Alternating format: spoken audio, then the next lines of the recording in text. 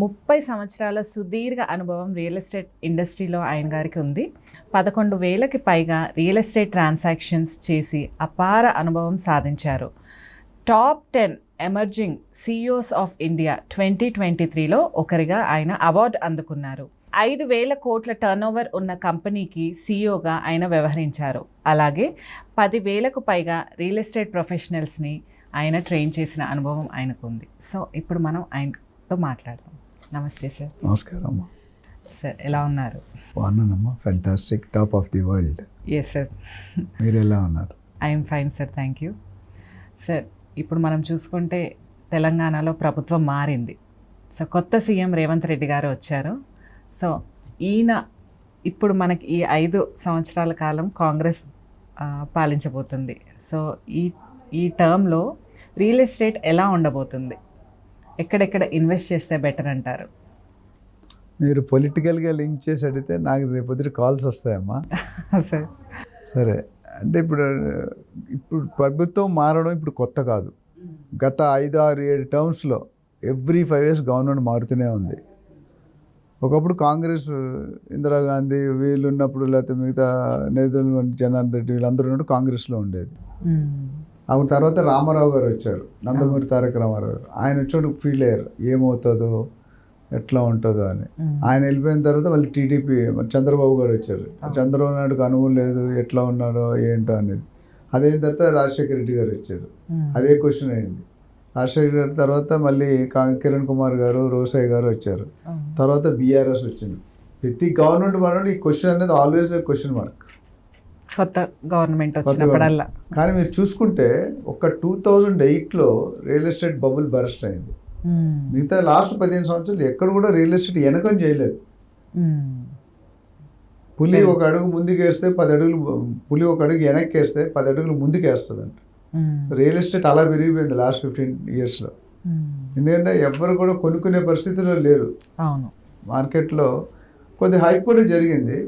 So కొత్త government వచ్చినప్పుడు ఏమవుతుంది అనే టెన్షన్ అనేది ప్రతి ఒక్క ఇన్వెస్టర్లో, బయర్లో, పబ్లిక్లో ఉంది. అయితే ఇక్కడ ప్రజలు గమనించాల్సిందంటే, ఇప్పుడున్న ప్రస్తుతం సీఎం గారు ఆయన రియల్ ఎస్టేట్లో పుట్టాడు. First is a realtor, is a real estate ఏజెంట్గా ఆయనకి అపారమైన అనుభవం ఉంది. కన్స్ట్రక్షన్ చేశారు అని ఆయనే చెప్పారు సీఎంగా పదవి ప్రమాణ స్వీకారం చేశాక. సో రియల్ ఎస్టేట్ ఆయనకి కొత్త కాదు. కాకపోతే ఇక్కడ ఏంటంటే ఇప్పుడున్న ట్రెండ్స్కి దాన్ని ఫిట్ చేయాలి. ఇప్పుడు 30 years బ్యాక్ రియల్ ఎస్టేట్ వేరు, వాస్తు చూసారు, మనకి ఆప్షన్స్ ఉంటాయి. బిల్డర్ ఏది కడితే తీసుకోవాలి. ఇప్పుడు బిల్డర్స్ కస్టమర్స్ ప్రకారం డిజైన్ చేస్తున్నారు. కొనేవాళ్ళు అది ఏం చేస్తారు? మీరు అన్నీ చూసుకుంటారు, నాకు ఎలా అవసరమో. ఇప్పుడు వాస్తు అంతమంది ఎవరు పట్టించుకున్నారు. ఇప్పుడు వాస్తు ఉంటేనే అసలు ఎంటర్ చేస్తాడు, అదే సౌత్ ఫేసింగ్గా నాకు వద్దు. చెన్నైలో సౌత్ ఫేసింగే ఫస్ట్ ప్రిఫరెన్స్. అది చాలామంది తెలియదు. బికాజ్ అది ఫేసింగ్ అనేది ఎలా ఉంటుందంటే, ఒకటి పేరు, రాశి, నక్షత్రం అవి ఉంటుంది. రెండోది అక్కడ క్లైమేటిక్ కండిషన్స్, దాని మీద కూడా ఆధారం ఉంటుంది. అక్కడ సీ ఉన్నది, చాలా రీజన్స్ ఉన్నాయి. అయితే ఆంధ్రాలో ఏంటంటే ఫస్ట్ నార్త్ ఈస్ట్, తర్వాత ఈస్ట్, తర్వాత నార్త్, తర్వాత వెస్ట్, లాస్ట్ ఆప్షన్ సౌత్. కానీ సింహద్వారం అని బిజినెస్కి అయితే సౌతే తీసుకుంటారు చాలామంది, ఈస్ట్ నార్త్ ఉన్నా. సో ఈ వాస్తు అనేది చాలా పెద్ద subject. So coming back to your question, ఇప్పుడు ఏ సీఎం ఉన్నా రియల్ ఎస్టేట్ అనేది నేను చాలామంది చెప్పాను, చాలా ఎపిసోడ్లో చెప్పాను, టాప్ గేర్లో ఉంది. అంటే కార్ నడిపితే మీరు టాప్ గేర్ అంటే 5th gear, ఫుల్ స్పీడ్ ఎక్కడ వెళ్తాం టాప్ గేర్లో నడుస్తుంది. సో 5th gear నుండి 0కి రావాలంటే ఎన్నిసార్లు 5th నుండి 4th రావాలి, 4th నుండి 3rd రావాలి, 3rd నుండి 2nd రావాలి, 2nd నుండి 1 రావాలి. సో సడన్గా పడిపోయే అవకాశాలు అయితే లేవు. నెంబర్ 1 నా పర్సనల్ ఒపీనియన్. రెండోది, గ్రోత్ అనేది కొద్దిగా రేటు పెరగడం అనేది ఆగుతుంది. ఎందుకంటే అంతకుముందు జరిగింది హైప్, ఆర్టిఫిషియల్ జంప్ అంటుందండి. ఆర్టిఫిషియల్ ఏది ఉండదండి. మొదటి నుండి డబ్బు ఉన్నట్టు బిహేవియర్ ఒకలా ఉంటుంది, మధ్యలో డబ్బు చెల్లిపోయినట్టు ఒకలా ఉంటాడు. మనం ఇందాక మాట్లాడుకున్నాం యాటిట్యూడ్ ఎలా మారుతుందండి. సో డబ్బులు రాగానే కొంతమంది యాటిట్యూడ్ మారిపోతుంది ఆటోమేటిక్గా. నువ్వెవరు, మీరు డబ్బులుంటే హౌ ఆర్ యూ అంటారు, డబ్బులు లేకపోతే హూ ఆర్ యూ అంటారు. ఇది మార్కెట్.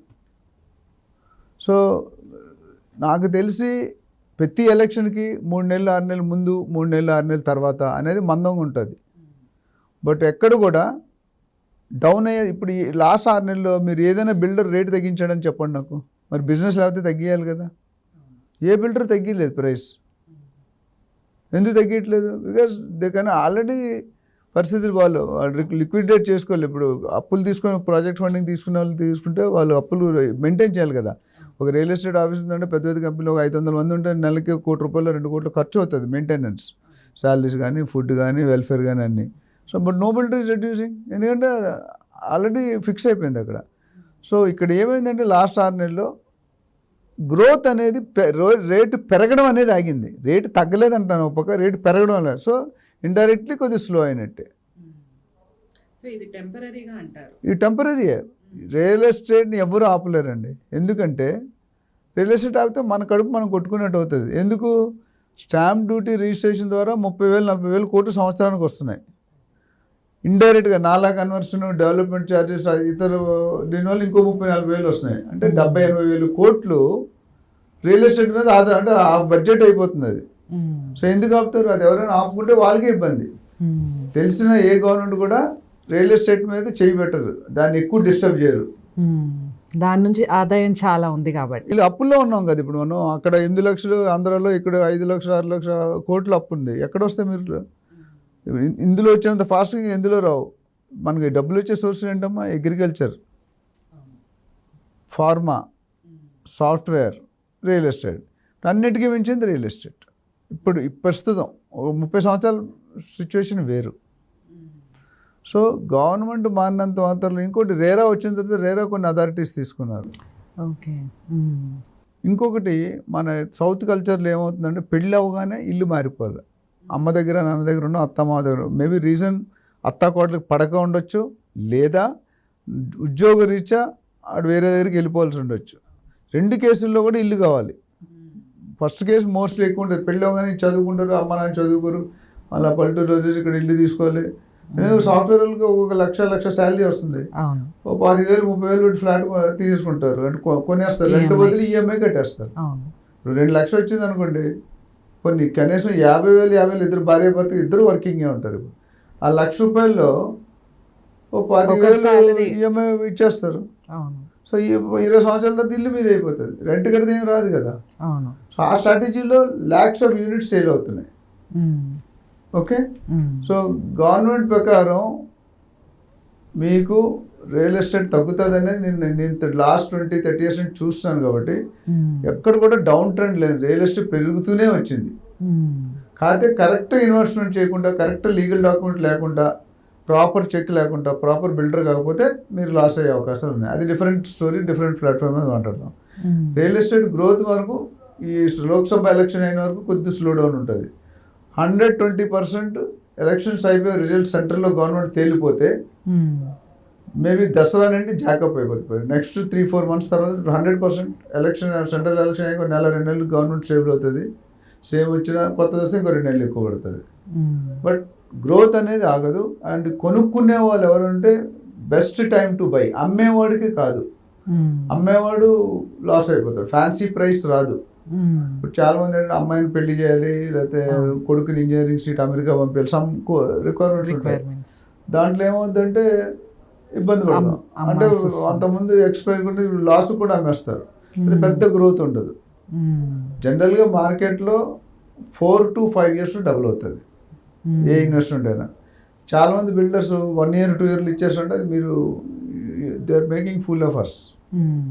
చాలా మన పబ్లిక్ కూడా ఎట్లా ఉందంటే తక్కువ వస్తే కొనేద్దాం అంటారు, అది చేయకూడదు. అండ్ ఫస్ట్ టైం బయర్స్ ఎప్పుడు కూడా let them go through a professional agent. Okay. మీకు బిల్డర్ ఏం చేస్తాడో మీకు ఏం తెలియదు. మీరు ఫస్ట్ టైం బయర్, మీరు 2 కోట్లు పెడితే 2 గంటలు టైం ఇవ్వరు. ప్రాబ్లం అది బయర్స్తో. అవును. సో ఓవరాల్ కంక్లూజన్ అంటే రేటులు అనేది ఏం పడిపోవు, పెరగడం అనేది కొద్దిగా స్లో అయింది. ఆర్టిఫిషియల్ జంప్ ఏదైతే ఉందో అది కొద్దిగా కరెక్షన్ అవుతుంది. సో ఎక్కడ ఇన్వెస్టర్స్ కూడా ఏం ఇబ్బంది పడక్కర్లేదు.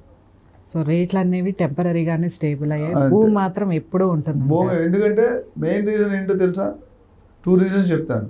రోటీ, కపడా, మకాన్లో ఒకటి రియల్ ఎస్టేట్. మీరు తిండి లేకుండా బతుకుతారా? లేదు. బట్టలు లేకుండా బతుకుతారా? లేదు. ఇల్లు లేకుండా బతుకుతారా? లేదు. మిగతా కారు ఉంది, పబ్బాలో క్లబ్, అది okay. Real estate is under the heading of need. Need and Basic want. needs. Need and వాంట్కి తేడా ఏంటి? నీడ్ అంటే దాహం వేస్తే మంచినీళ్ళు తాగుతాం, నార్మల్ మ్యాన్. వాంట్ అంటే కొబ్బరికాయ నీళ్ళు లేదా లస్సీయో జ్యూసో తాగుతాడు, లగ్జరీ. లగ్జరీ. రెండిట్లో పర్పస్ సాల్వ్ అవుతుంది. ఇన్ఫాక్ట్ జ్యూస్ ఐస్ వేసుకుని తాగితే మళ్ళీ దాహం వేస్తుంది, మంచినీళ్ళు తాగితే ఏం కాదు. That's true. బేసిక్ నీడ్స్లో ఇది కూడా ఒకటి ఉంది. అలాగే కాబట్టి ఇంకోటి ఏంటంటే ఈ ప్రపంచంలో పెరిగేది ఏంటి? బాగా యూనివర్స్లో పెరిగేది ఏంటి? పాపులేషన్, జనాభా. ఎప్పటికీ తరగని మమత. మనం ఇప్పుడు నెంబర్ 1 అయిపోయాం, ఎంత హ్యాపీ. మనడు India. నెంబర్ 2 ఉండేవాళ్ళం, ఇప్పుడు నెంబర్ 1 అయిపోయాం. అవును. ఎప్పటికీ పెరిగింది ఏంటి? భూమి. That's the అదంతే reason. ఉంటుంది. Yeah. మీరు చిన్నపిల్లప్పుడు 30 సంవత్సరాలు 40 సంవత్సరాల కింద ఎంత ఉన్నదో ఇప్పుడు కూడా భూమి అంతే ఉంది. నేనున్నప్పుడు అంతే ఉంది.